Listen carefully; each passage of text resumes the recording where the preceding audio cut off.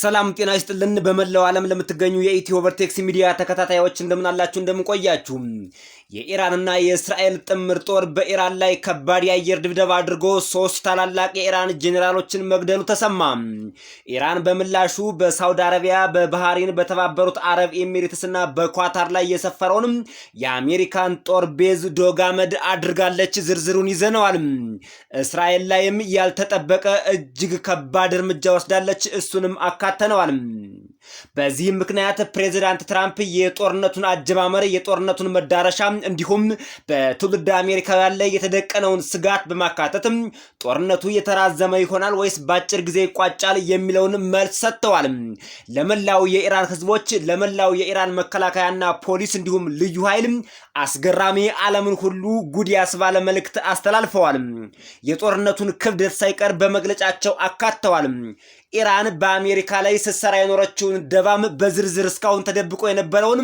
ለዓለም ህዝብ ሁሉ ሐቁን አፈንድተውታል የፕሬዝዳንት ትራምፕ ሙሉ መግለጫ ቃል በቃል ኦሪጂናሉ ሳይቀነስ ሳይጨመር ለአድማጭ ተመልካቾቻችን ይቀርባል አሜሪካ ለምትኖሩ ግን በዚህ ጦርነት በቀጥታ ከኢራን ተተኩሶ የሚመታችሁ ነገር እንደሌለ ተረጋግጧል ለምን እንዴት የሚለውንም አካተነዋል በእስራኤል በባህሪን እንዲሁም በኢራን ለምትኖሩ ትውልደ ኢትዮጵያውያን አዲስ መልእክትም ተላልፏል ዝርዝሩን ተሰሙታላችሁ አጠቃላይ በመካከለኛው ምስራቅ ለምትገኙ ትውልደ ኢትዮጵያውያን በሙሉ አጭር የነፍስ አድን መልእክት ተላልፏል ዝርዝሩን አካተነዋል እናንተ የዩቲዩብ ቻናሉን ሰብስክራይብ አድርጋችሁ የደወል ምልክቷን መጫን ብቻ ነው እኔ ዜናዎቹንና መረጃዎቹን ለእናንተ በሚመጥን ብቻ ሳይሆን በሚጠቅም መልኩ አዘጋጅቻለሁ አብራችሁን ቆዩ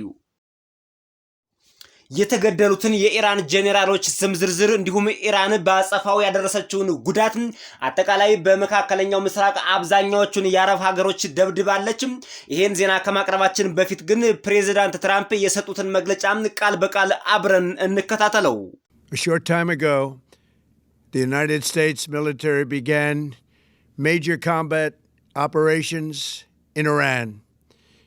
Our objective is to defend the American people by eliminating imminent threats from the Iranian regime, a vicious group of very hard, terrible people. Its menacing activities directly endanger the United States, our troops, our bases overseas, and our allies throughout the world. For 47 years, the Iranian regime has chanted death to America and waged an unending campaign of bloodshed and mass murder, targeting the United States, our troops, and the innocent people in many, many countries. Among the regime's very first acts was to back a violent takeover of the U.S. Embassy in Tehran, holding dozens of American hostages for 444 days. In 1983, Iran's proxies carried out the Marine barracks bombing in Beirut that killed 241 American military personnel. In 2000, they knew and were probably involved with the attack on the USS Cole. Many died. Iranian forces killed and maimed hundreds of American service members in Iraq. The regime's proxies have continued to launch countless attacks against American forces stationed in the Middle East in recent years, as well as U.S. naval and commercial vessels in international shipping lanes. ከጥቂት ሰዓታት በፊት የአሜሪካ ጦር በኢራን ውስጥ በዋና ዋና አካባቢዎች ላይ የውጊያ እንቅስቃሴዎችን ጀምሯል ዓላማችን በጣም ጠንካራና አስፈሪ የሆነውን የኢራንን አገዛዝ ስጋቶች በመጋፈጥና በማስወገድ የአሜሪካን ህዝብ መከላከል ነው ይላሉ ፕሬዝዳንት ትራምፕ የኢራን አደገኛ እንቅስቃሴዎቻቸው በቀጥታ በዩናይትድ ስቴትስ ወይም በአሜሪካ ወታደሮች ላይ በውጭ ሀገር የሚገኙ ሰፈሮቻችንና በዓለም ዙሪያ ያሉ አጋሮቻችን ላይ ከፍተኛ አደጋ ጥሏል ይላሉ ፕሬዝዳንት ትራምፕ ለ47 ዓመታት የኢራን አገዛዝ ሞት ለአሜሪካ ሲዘምር ቆይቷል እናም ማለቂያ የሌለው የደም መፋሰስና የጅምላ ግድያ ዘመቻ ሲያካሂድም ቆይቷል ይህም በብዙ ሀገሮች ውስጥ የአሜሪካ ወታደሮቻችንና ንጹሃን ሰዎቻችን ኢላማ ሆነው ሲገደሉ ሲታረዱ ቆይተዋል ነው የሚሉት ፕሬዝዳንቱ ከአገዛዙ የመጀመሪያ እርምጃዎች መካከል በቴህራን የሚገኘውን የአሜሪካ ኤምባሲ በኃይል በመቆጣጠር 444 ቀናት በደርዘን የሚቆጠሩ የአሜሪካ ታጋቾችን በመያዝ ነበር ጥቃቱን የጀመረው ይላሉ ፕሬዝዳንቱ። እንደ ፈረንጆቹ አቆጣጠር በ1983 የኢራን ወኪሎች በቤሩት በሚገኘው የባህር ኃይል ሰፈር ላይ የቦምብ ድብደባ ፈጽመዋል። ይህም 241 የአሜሪካ ወታደሮች እንዲሰዉ ምክንያት ሆኗል ይላሉ ፕሬዝዳንቱ። ኢራን በአሜሪካ ላይ ያደረሰችው ያለው ወታደራዊ፣ ኢኮኖሚያዊና ፖለቲካዊ ኪሳራ ቀላል እንዳልሆነ ፕሬዝዳንቱም ኢራንን በሙሉ የኢራንን አገዛዝ ከኢራን ማስወገድ ማለት አሜሪካን መታደግ ነው፣ የአሜሪካን ሕዝብ መከላከል ነው ይላሉ። ዓላማችን መነሻችን ፕሬዝዳንቱ በዚህ ንግግራቸው የአሜሪካን ሕዝብ መከላከል ነው የሚል አንድ ትልቅ ነጥብ አስምረዋል። እንዲሁም የኢራን አገዛዝ ሞት ለአሜሪካ እያለ ሲዘፍን ቆይቶ ነበር። ለአንዴና ለመጨረሻ ጊዜ እናስወግደዋለን ሲሉ ነው የተናገሩት። የፕሬዝዳንቱ ንግግር አላለቀም። ሌላም ብዙ ሚስጥር አውጥተዋል፣ ብዙ ነገር ተናግረዋል። ቀጥለዋል ፕሬዝዳንቱ። It's been mass terror and we're not going to put up with it any longer. From Lebanon to Yemen and Syria to Iraq, the regime has armed, trained, and funded terrorist militias that have soaked the earth with blood and guts. And it was Iran's proxy, Hamas, that launched the monstrous October 7th attacks on Israel, slaughtering more than 1,000 innocent people, including 46 Americans, while taking 12 of our citizens hostage. It was brutal, something like the world has never seen before. Iran is the world's #1 state sponsor of terror and just recently killed tens of thousands of its own citizens on the street as they protested. እንደ ፈረንጆቹ አቆጣጠር በ2000 በዩኤስኤስ ኮል ላይ የተፈጸመውን ጥቃት እነሱም ያውቁት ነበር፣ ምናልባትም ተሳትፈውበት ነበር። ብዙዎቹ ሙተዋል። የኢራን ኃይሎች በኢራቅ ውስጥ በመቶዎች የሚቆጠሩ የአሜሪካ ወታደራዊ አባላትን ገድለዋል ይላል። ይሄኛውን ደግሞ እንደ ታሪክ ነው ፕሬዝዳንቱ እየጠቀሱ የሚገኙት። ይህ እንግዲህ ፕሬዝዳንቱ ይሄን ኦፕሬሽን ከእስራኤል ጋር በጋራ ጥምር ጦር ፈጥረው ለመውሰድ ወይም ደግሞ ጥቃቱን ለመሰንዘር እንደ ቤዚክ ግራውንድ አድርገው የሚወስዱት ነው።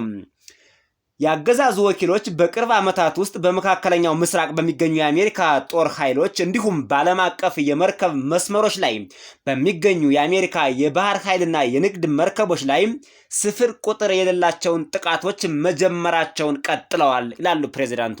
ስፍር ቁጥር የሌለው ጥቃት በአሜሪካ የባህር ኃይል ላይ፣ የጦር ሰፈሮች ላይ፣ አጠቃላይ አሜሪካ ባለችበት በገባችበት ሁሉም ስፍር ቁጥር የሌለው ጥቃት፣ የንግድ መስመሮቻችን፣ የባህር ላይ ጉዞዎቻችን በሙሉ በኢራን የተጠቁ ናቸው ይላሉ ፕሬዝዳንቱ። ጨንቋቸዋል ፕሬዝዳንቱ። በጣም ከባድ የሆነ ጦርነት ነው የሚሉት። እጅግ በጣም ከባድ አደገኛ የሆነ የኢራንን አገዛዝ ማስወገድ እንፈልጋለን የሚሉት። ይህ ጅምላ ሽብር ነው አሉ። እናም ከእንግዲህ አንታገሰውም። ከሊባኖስ እስከ የመን እስከ ሶሪያ እስከ ኢራቅ ድረስ አገዛዙ ምድርን በደም ያጠቡ የሽብርተኛ ሚኒሻዎችን አስታጥቋል፣ አሰልጥኗል፣ በገንዘብም ይደግፋል ሲሉ ፕሬዝዳንቱም በይፋ ቃል በቃል የከሰሱበት ንግግራቸው ነው። እናም የኢራን ወኪል ሐማስ በጥቅምት 7 ቀን በእስራኤል ላይ ከባድ ጥቃቶችን የፈጸመው ከ1000 በላይ ንጹሃን ሰዎች 46 አሜሪካውያንን ጨምሮ 12 ዜጎቻችን ገድሏል። ዓለም ከዚህ በፊት አይቶት የማያውቀው የጭካኔ የተሞላበት ጥቃት ነበር። ኢራን በዓለም ላይ ጥቁር አንድ የሽብር ስፖንሰር ነች። እናም በቅርቡ በ10 ሺዎች የሚቆጠሩ የራሷን ዜጎች በመንገድ ላይ ገላለች። ባጭሩ ኢራን ዓለም በቁጥር 1 የሚያውቃት ከባድ አሸባሪ ናት። ጥቁር አሸባሪ ናት። በቁጥር 1 ዓለም የሚያውቃት አሸባሪ ሀገር ናት። የራሷን ደግሞ 10,000 የሚሆኑ ዜጎች በጎዳና ላይ በአሰቃቂ ሁኔታ ገድላለች። እስራኤል ውስጥም የሐማስን ታጣቂዎች በማስታጠቅና አይዟችሁ በማለት ከ10,000 በላይ ንጹሃንን አስጨፍጭፈዋል ሲሉ ፕሬዝዳንቱ ከሰሱ። It has always been the policy of the United States, in particular my administration, that this terrorist regime can never have a nuclear weapon. I'll say it again. They can never have a nuclear weapon. That is why in Operation Midnight Hammer last June, we obliterated the regime's nuclear program at Fordow Natanz, and Isfahan. After that attack, we warned them never to resume their malicious pursuit of nuclear weapons, and we sought repeatedly to make a deal. We tried. They wanted to do it. They didn't want to do it. Again, they wanted to do it. They didn't want to do it. They didn't know what was happening. They just wanted to practice evil. But Iran refused, just as it has for decades and decades. They've rejected every opportunity to renounce their nuclear ambitions, and we can't take it anymore. Instead, they attempted to rebuild their nuclear program and to continue developing long-range missiles that can now threaten our very good friends and allies in Europe, our troops stationed overseas, and could soon reach the American homeland. Just imagine how emboldened this regime would be if they ever had and actually were armed with nuclear weapons as a means to deliver their message. For these reasons, the United States military is undertaking a massive and ongoing operation to prevent this very wicked, radical dictatorship from threatening America and our core national security interests. ይህ የሽብር አገዛዝ የኒውክሌር ጦር መሳሪያ ሊኖረው እንደማይችል የአሜሪካ ሙሉ ፖሊሲ ነው። የአሜሪካ ሙሉ አቋም ነው።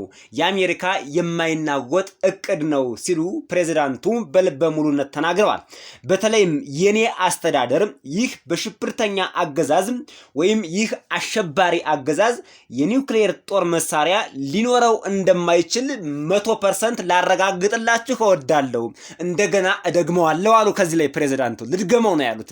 የኒውክሌር ጦር መሳሪያ ሊኖራቸው አይችልም፣ እመኑኝ አይኖራቸውም አሉ ፕሬዝዳንቱ። ለዚህም ነው ባለፈው ሰኔ ወር በኦፕሬሽን እኩለ ሌሊት ላይ በሐመር፣ በፎርዶ፣ በናታዝና በኢስፋሃን የነበረውን የስርዓቱን የኒውክሌር ፕሮግራም ሙሉ በሙሉ እንደ ዳይኖሰርስ ከምድረገጽ አጥፍተን ዶጋመድ ያደረግነው አሉ ፕሬዝዳንት ትራምፕ። ማንም በዓለም ላይ የሌለውን የጦር መሳሪያ የታጠቅን እኛ ብቻ ነን። የኢራንን የኒውክሌር የጦር መሳሪያ መሬት ሰንጥቆ በመግባት ማውደም የሚችል የአሜሪካ የአየር ኃይል ብቻና ብቻ ነው ሲሉም ራሳቸውን ከፍ አድርገዋል ፕሬዝዳንት ትራምፕ። ከዚህ ጥቃት በኋላ የኒውክሌር ጦር መሳሪያዎችን ተንኮል የተሞላበት ፍለጋቸውን እንዳይቀጥሉ አስጠንቅቀናቸው ነበር። እናም ደጋግመን ስምምነት ለማድረግ ሞከርን። እነሱ ግን እምቢ አሉ። እኛም የኒውክሌሩን ግንባታ ሊያደርጉ እንደፈለጉ አወቅን፣ ተረዳንም። የኒውክሌሩን ግንባታ እንደ አዲስ እንዳስጀመሩትና በዚህ አንድ ዓመት ውስጥ በከፍተኛ ፍጥነት እየገነቡት እንደሆነና አሜሪካ ድረስ ሊደርስ የሚችል የኒውክሌር ፕሮግራም እቅዳቸውን በይፋ ተረድተናል፣ ሚስጥራቸውን አውቀነዋል፣ ደርሰንበታል። ያለምንም ጥርጥር ጊዜ ከሰጠናቸው አሜሪካን ይመታሉ። ይህ የሚያጠያይቅ ነገር አይደለም አሉ ፕሬዝዳንቱ። ይህን ፕሬዝዳንት ትራምፕ በአራት ነጥብ አረጋግጠዋል። ኢራን አሜሪካ ድረስ ሊደርስ የሚችል የኒውክሌር ፕሮግራም ሚሳኤል ምንበለው፣ ባላስቲክ ሚሳኤል ምንበለው፣ ሃይፐርሶኒክ ምንበለው ኋቲቨር ብቻ አሜሪካን ለማጥቃት አሜሪካን ለመምታት የሚያስችል የጦር መሳሪያ ዝግጅት፣ የኒውክሌር ዝግጅት አድርጋ ነበር ብቻም ሳይሆን ጫፍ ደርሳለች ማለት ይቻላል። አሜሪካ ባትነቃባት ኢራን ጫፍ እንደደረሰች የመጨረሻው 11ኛው ሰዓት ላይ እንዳለች አሜሪካን አጥፍታ መጥፋት እንደምትፈልግ ኢራን አረጋግጣ ነበር ማለት ነው። ምን እየተከናወነ እንዳለ ግን አያውቁም ነበር። ክፋትን ብቻ መለማመድ ይፈልጉ ነበር። ነገር ግን ኢራን ለ10 ዓመታትና ለ10 ዓመታት እንዳደረገችው ሁሉ እምቢ፣ ወደ ድርድር አልቀርብም አለች ነው የሚሉት ፕሬዝዳንቱም ቃል በቃል የተናገሩት ነው። እንግዲህ We are going to destroy their missiles and raise their missile industry to the ground. It will be totally, again, obliterated. We are going to annihilate their navy. We are going to ensure that the region's terrorist proxies can no longer destabilize the region or the world and attack our forces and no longer use their IEDs or roadside bombs, as they are sometimes called, to so gravely wound and kill thousands and thousands of people, including many Americans. And we will ensure that Iran does not obtain a nuclear weapon. It's a very simple message. They will never have a nuclear weapon. This regime will soon learn that no one should challenge the strength and might of the United States Armed Forces. I built and rebuilt our military in my first administration, and there is no military on earth even close to its power, strength, or sophistication. My administration has taken every possible step to minimize the risk to U.S. personnel in the region. Even so, and I do not make this statement lightly, the Iranian regime seeks to kill. The lives of courageous American heroes may be lost, and we may have casualties. That often happens in war. But we're doing this not for now. We're doing this for the future, and it is a noble mission. We pray for every service member as they selflessly risk their lives to ensure that Americans and our children will never be threatened by a nuclear-armed Iran. We ask God to protect all of our heroes in harm's way, and we trust that, with His help, the men and women of the armed forces will prevail. We have the greatest in the world, and they will prevail. የኒውክሌር ምኞታቸውን ለመተው እያንዳንዱን አጋጣሚ ውድቅ አድርገዋል። አዎ አሜሪካ ኢራን ኒውክሌሯን እንድትተው ብዙ ነገር አድርጋለች። በአየር ደብድባታለች፣ በስምምነት በብዙ ነገር ተሞክሯል። ሁሉንም ውድቅ ነው ያደረገችው ኢራን፣ አንዱንም አልተቀበለችውም። እናም ከእንግዲህ ልንቋቋመው አንችልም። በምትኩ የኒውክሌር ፕሮግራማቸውን እንደገና ለመገንባትና አሁን በአውሮፓ ውስጥ ያሉ በጣም ጥሩ ጓደኞቻችንና አጋሮቻችን በውጭ ሀገር ሰፍረው የሚገኙ ወታደሮቻችንና በቅርቡ ወደ አሜሪካ የትውልድ ሀገራቸው ሊደርሱ የሚችሉ ወደ ሆምላንድ ነው የሚሉት ሆምላንድ ላይ ሊደርስ የሚችል ነው የሚሉት የሚችሉም የረጅም ርቀት ሚሳኤሎችን መገንባታቸውን አረጋግጠናል። ይህ አገዛዝ መልእክታቸውን ለማድረስ እንደ ዘዴ የኒውክሌር ጦር መሳሪያ ቢይዙና ቢታጠቁ ኑሮ ምን ያህል ደፋር እንደሆኑና ምን ያህል አሜሪካን ለማጥፋት እንደማይተኙ መገመት አያዳግትም ይላሉ ፕሬዝዳንቱ። የኒውክሌር ፕሮግራማቸው በነገራችን ላይ የኢራኖች ገና ተብላልቶም ጥቃት ለማድረስ አልተዘጋጀም። ነገር ግን ብዙ ርቀት ሂደዋል። በጣም ብዙ ርቀት ሂደዋል። ኒውክሌር ታጥቀው ቢሆንማ ፕሬዝዳንት ትራምፕ አሁን በህይወት ይሄን መግለጫ መስጠት አይችሉም ነበር። በነገራችን ላይ ኒውክሌር ብዙዎቻችሁ እንደምታውቁትና እንደምትሰሙት ዓለምን የማጥፋት አቅም ያለው አይደለም አሜሪካን ይቅርና ዓለምን የማጥፋት አቅም ያለው እጅግ አደገኛ የሆነ የጦር መሳሪያ ነው። ኒውክሌር ማለት ቀላል አይደለም። አሜሪካም ለዛም ነው እንቅልፍ ነስቷት በቁጭ ብድግ ባለችበት በወጣችበት በገባችበት ሁሉ የኢራን ነገር ሰላሟን የነሳት ኢራን አሜሪካን ሙሉ በሙሉ የሚያጠፋ የኒውክሌር ፕሮግራም መጀመሯ ስለተረጋገጠ ነው። የባህር ኃይላቸውን ሙሉ በሙሉ እናጠፋባቸዋለን። የክልሉ የሽብርተኞች ወኪል ክልሉን ወይም ዓለምን ማወክና ኃይሎቻችን ማጥቃትና ካሁን በኋላ የመንገድ ዳር ቦምቦችን መጠቀም እንደማይችሉ እናረጋግጣለን። ምክንያቱም አንዳንድ ጊዜ ብዙ አሜሪካውያንን ጨምሮ በሺዎች የሚቆጠሩ ሰዎችን በጣም ከባድ በሆነ መንገድ ላይ በሚጣል ቦምብ ለማቁሰልና ለመግደል ሲጥሩ ቆይተዋል። እናም ኢራን የኒውክሌር ጦር መሳሪያ እንዳታገኝ እናረጋግጣለን ብለዋል። በጣም ቀላል መልእክት ነው። በጣም ቀላል አሉ ፕሬዝዳንቱ። የኒውክሌር ጦር መሳሪያ በጭራሽ አይኖራቸውም፣ መቼም አይታሰብም። ይህ አገዛዝ በምንም መልኩ በየትኛውም መንገድም በየትም ይሁን በየትም በአሜሪካ የጦር ኃይሎቻችን ጥንካሬና ኃይል መቃወምና ኒውክሌር ታጥቆ ጥቃት ማድረስ የለበትም ብለዋል ፕሬዝዳንት ትራምፕ። To the members of the Islamic Revolutionary Guard, the armed forces, and all of the police, I say tonight that you must lay down your weapons and have complete immunity, or in the alternative, face certain death. So, lay down your arms, you will be treated fairly with total immunity, or you will face certain death. Finally, to the great proud people of Iran, I say tonight that the hour of your freedom is at hand. Stay sheltered. Don't leave your home. It's very dangerous outside. Bombs will be dropping everywhere. When we are finished, take over your government. It will be yours to take. This will be probably your only chance for generations. For many years, you have asked for America's help, but you never got it. No president was willing to do what I am willing to do tonight. Now you have a president who is giving you what you want. So let's see how you respond. America is backing you with overwhelming strength and devastating force. Now is the time to seize control of your destiny and to unleash the prosperous and glorious future that is close within your reach. This is the moment for action. Do not let it pass. May God bless the brave men and women of America's armed forces. May God bless the United States of America. May God bless you all. Thank you.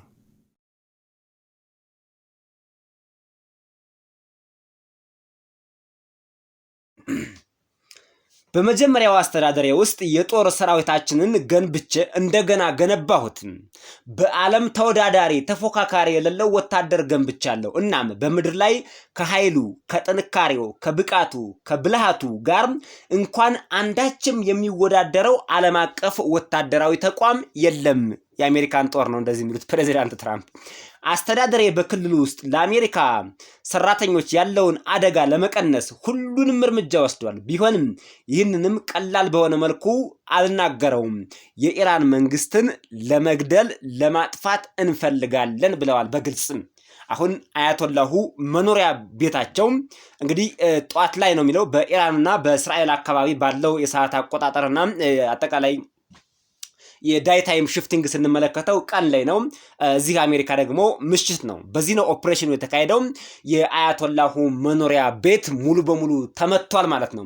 እናም ዋና እቅዳቸውና ሐሳባቸው የነበረው የሮመዳን ወቅት ነው። አያቶላሁ ጧት አካባቢ በዚህ አካባቢ አይጠፉም በሚል ግምት በቀጥታ አያቶላሁን ለመምታት የተደረገ ሙከራ ነበር። ነገር ግን ከ3 ቀናት በፊት አያቶላሁ በሚስጥር የአሜሪካ ጦር ሊደርስበት ወደማይችለው አንድ ድብቅ ቦታ መጓዛቸውን የኢራን የውስጥ አዋቂዎች መረጃውን እያወጡ ይገኛሉ። በነገራችን ላይ የኢራን መንግስት ከኢራን የሚወጡ መረጃዎች በሙሉ ወታደራዊ እንቅስቃሴያቸው አጠቃላይ ሁሉ ነገር ሊኬጅ ያለው መረጃቸው ማለት ነው። መረጃ ላይ ሴኩሪቲ ላይ በጣም ደካማ ናቸውና እስራኤልና አሜሪካ የኢራን ወታደሮች ጄኔራሎች አያቶላሁንም ጨምሮ የት እንደሚያድሩ የት እንደሚውሉ እንዴት እንደሚንቀሳቀሱ በየት እንደሚወጡ እንደሚገቡ ሙሉ መረጃው አላቸው ማለት ነው። ለዛ ነው በዛሬው ዕለት 3 ታላላቅ የኢራን ጄኔራሎችና ከፍተኛ ባለስልጣናት አሉበት። እንዲሁም ሌሎች ከፍተኛ ቁጥር ያላቸው የኢራን ሃየር ኦፊሻልን በዛሬው ዕለት ብቻ አሜሪካ ከእስራኤል ጋር ባደረገችው ጥምር ውጊያ መግደል የቻለችው ማለት ነው። የደፋር አሜሪካውያን ጀግኖች ህይወት ሊጠፋ ይችላል አሉ ፕሬዝዳንቱ። እናም በጦርነቱ ውስጥ ብዙ ጊዜ የሚከሰት ጉዳት ሊደርስብን ይችላል። ይህ ደግሞ በጦርነት ዓለም ያለ ነው። ነገር ግን ይህን የምናደርገው ለጊዜው አይደለም፣ ለወደፊት ነው። ይህንንም የምናደርገው ለወደፊቱ ነው። እናም ይህ የክብር ተልኮ ነው አሉ ወታደሮቻቸውን። አሜሪካውያንና ልጆቻችን በኒውክሌር የታጠቀች ኢራን በፍጹም እንዳይሰቃዩብንና እንዳይደነግጡ እንዳይሸበሩብን አደጋ ላይ እንዳይጥሉብን ለእያንዳንዱ የጦር አባል ይህን እውነታ እገልጽላችኋል አሉ ፕሬዝዳንቱ። እግዚአብሔር ሁሉንም ጀግኖቻችን በአደጋ እንዲጠብቅ ከአደጋ እንዲጠብቅልን እንለምናለን። እናም በሱ እርዳታ የጦር ኃይሎቻችን ወንዶችና ሴቶችም እንደሚያሸንፉ እናምናለን። በዓለም ላይ ታላላቆች አሉን። እናም እናሸንፋለን። ለሰላማዊ አብዮታዊ ጥበቃ አባላት፣ ለጦር ኃይሎች፣ ለመላው ፖሊስ፣ ለነዚህ ደግሞ ምናሉ ፕሬዝዳንት ትራምፕ በአጭር ጊዜም ትጥቃችሁን ፍቱ ነው ያሉት። ይሄ ከባድ መልእክት ነው ለኢራን። በነገራችን ላይ የሞራል ውርደትም አለው። ትጥቃችሁን ፍቱ ነው የሚሉት። እንግዲህ አንድ ሀገር በክልሉ በአካባቢው ያሉ የታጠቁ ሽፍቶች ምናምን ላይ ትጥቃችሁን ፍቱ ሲባል ይደመጣል።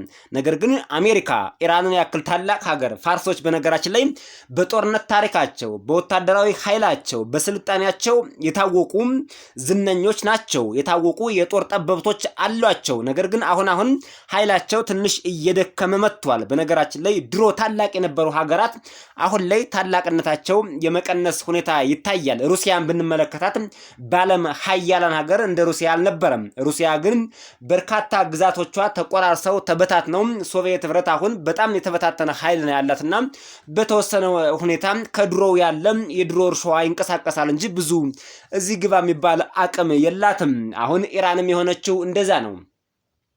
እናም የኢራን የጦር ኃይሎች፣ የኢራን ጄኔራሎች፣ የኢራን ፖሊሶች፣ አጠቃላይ የባህር ኃይል በሙሉ እጃችሁን በአስቸኳይ ስጡ፣ ካልሆነ ግን የሚጠብቃችሁ የሞት ከባድ ነው። እንግዲህ ፕሬዚዳንቱ ቃል በቃል ሰምታችኋቸዋል። ይሄን ነው የተናገሩት። ለመላው የኢራን ህዝብ ደግሞ አሉ፣ መላው የኢራን ህዝብ ሆይ ጊዜህ አሁን ነው፣ ሰዓቱ አሁን ነው። በየጎዳናው ሲጨፈጭፍህ የነበረው በቀን 10 ሺዎችን የገደለው ግፈኛው የአያቶላሁን መንግስት ለማስወገድ ቆርጣችሁ ተነሱ፣ ደርሰንላችኋል፣ ከኛ ጋር ቁሙ። ይሄን አገዛዝ ካስወገድን በኋላ ግን አሉ ኢራን ሰላም ትሆናለች፣ የኢራን ዜጎች ፍጹም ሰላም ይሆናሉ ሲሉ የተከበርክ የኢራን ህዝብ ሆይ ብለው ነው ፕሬዚዳንት ትራምፕ መልእክት ያስተላለፉት። በስተመጨረሻም የተገደሉትን ጄኔራሎች ዝርዝር እንነግራቸዋለን። እንዲሁም ኢራን አጠቃላይ በመካከለኛው ምስራቅ ባሉ የአረብ ሀገራት አብዛኛዎቹ በሚባል ደረጃ ጥቃት አድርሳለች። እሱንም እናቀርብላችኋለን። እንግዲህ አሜሪካና እስራኤል ባደረጉት ጥምር ጦር የደረሱ ጉዳቶች እንዲሁም የሞቱ ጄኔራሎች፣ አንደኛው ጎላም ሁሴን ማህሰኒ ኢጄኢ ይባላል። ጎላም ሁሴን ማህሰኒ ኢጄኢ ይባላል። የኢራን የፍትህ አካል ኃላፊና በገዢው ስርዓት ውስጥ ቀንደኛ ዋና አክራሪ ነው ተብሎ ይታሰባል። እሱ በዛሬው ዕለት ተገድሏል። አሚር ኻታሚ የኢራን የመከላከያ ሚኒስቴር ነው፣ እሱም ተገድሏል። በርካታ የኢራን አብዮታዊ ዘበኞች ነው የሚላቸው፣ በርካቶች ነው የሚለው፣ አንድ አይደለም በርካቶች። የመጀመሪያ ደረጃም ዘገባዎች እንደሚያመለክቱት ይላል በቴህራን፣ ኢስፋሃን፣ ቁምና ካርጅ የሚገኙ ወታደራዊ ካምፖች ላይ በተሰነዘረ ጥቃት በሺዎች የሚቆጠሩ የኢራን አብዮታዊ ዘበኛ IRGC የሚባለው ማለት ነው አባላት ተገድለዋል፣ ቆስለዋል። ሳያስቡት ነው በጣም የጦር ካምፓቸው ላይ ነው ባንዴ ከፍተኛ ጥቃት የተፈጸመባቸውና ጉዳቱ ቀላል የሚባል አይደለም ነው የሚለው ዘገባው። እንግዲህ የአሜሪካና የእስራኤል አንዱ የጦርነት ስትራቴጂያቸው ከኢራን ጋር ሲገጥሙ የኢራንን ጄኔራሎችና ባለስልጣኖች መግደል ነው። የኒውክሌር ጠበብቶችን መግደል ነው። ይሄ ነው ትልቁ ፕሮግራማቸው። እንዲሁም ሚሳኤል የሚያስወነጭፉበትና ኒውክሌር የሚያብላሉበትን ተቋም መምታት ነው። ይሄ ነው የአሜሪካ እና የእስራኤል ዋናው ዓላማቸው ይሄ ነው። ኢራን ለምላሹ እንዲህ በዋዛ አይደለችም። ኢራንም ዝም ብላ ተኝታ የምትጠብቅ አገር አይደለችም። በነገራችን ላይ በርካታ እርምጃዎችን ወስዳለች። የአሜሪካ የጦር ሰፈር ያሉበትን አካባቢዎች በሙሉ በሳውዲ አረቢያ፣ በቤሩት፣ በተባበሩት አረብ ኤሚሬትስ እንዲሁም በኳታር እነዚህን ሳውዲ አረቢያን ጨምሮ ማለት ነው በሙሉ ዶጋመድ አድርጋለች። ዛሬ ነው የመታቻቸው ማለት ነው። የአረብ ሀገራት ምላሽ አልሰጡም አብዛኛዎቹ። ኢራንም የአሜሪካን የጦር ሰፈር ብቻ ነው ታርጌት ያደረኩት፣ ሌላ ተልኮ የለኝም፣ እንዳደርሱብኝ እባካችሁ የአረብ ሀገራት ወደ እኔ እንዳተኩሱ ያለች ሲሆን የተባበሩት አረብ ኤሚሬትስ ግን ራሴን የመከላከል መብት አለኝ ብላለች። በኢራን ላይ ወታደራዊ ጥቃት እንደምትፈጽም ምንም ጥያቄ የለውም። የተባበሩት አረብ ኤሚሬትስ ጥቃት በኢራን ላይ ይጠበቃል። ወደ እስራኤልም ተከታታይ ሚሳኤሎችን ኢራን አስወንጭፋለች፣ ለአጸፋው ምላሽ ማለት ነው። የእስራኤል መከላከያ ሚኒስቴር እንግዲህ በርካቶችን አክሽፍ ያለው ያለ ቢሆንም አንዳንዶቹ ሾልከው አርፈዋል። እስካሁን ድረስ በእስራኤል ላይ እዚህ ግባ የሚባል ጥቃት አልደረሰም። ነገር ግን የሚሳኤሉ ናዳ፣ የሚሳኤሉ ጎርፍ አሁንም እንደሚቀጥል ይጠበቃል። ከእስራኤል መንግስት የተላለፈ አስቸኳይ መልእክት አለ ለትውልድ ኢትዮጵያውያን በሙሉ፣ አረብ ሀገር ለምትኖሩ በሙሉ የተላለፈ አስቸኳይ መልእክት አለ። እንዲሁም አሜሪካ ላላችሁ በሙሉ እስራኤል አረብ ሀገር ቤተሰብ ዘመድ ከሌላችሁ በቀር በአሁኑ ሰዓት ኢራን አሜሪካ ውስጥ ደንበር ተሻግራ ጥቃት ለማድረስ የሚያስችላት አቅም ዜሮ ነው ተብሎ በአሜሪካ መንግስት ተረጋግጧል። እንዳትጨነቁ አሜሪካ ለምትኖሩ በሙሉ ከኢራን የሚሰነዘር ምንም አይነት ጥቃት እንደሌለ አውቃችሁ ኑሯችሁን በሰላም መኖር ትችላላችሁ። ቀጣዩን ግን የእስራኤል መንግስት ያስተላለፈውን መልእክት እንዲሁም ሌሎች ሰበር ዜናዎችን አጠናቅረን በሌላ ቪዲዮ እንመለሳለን።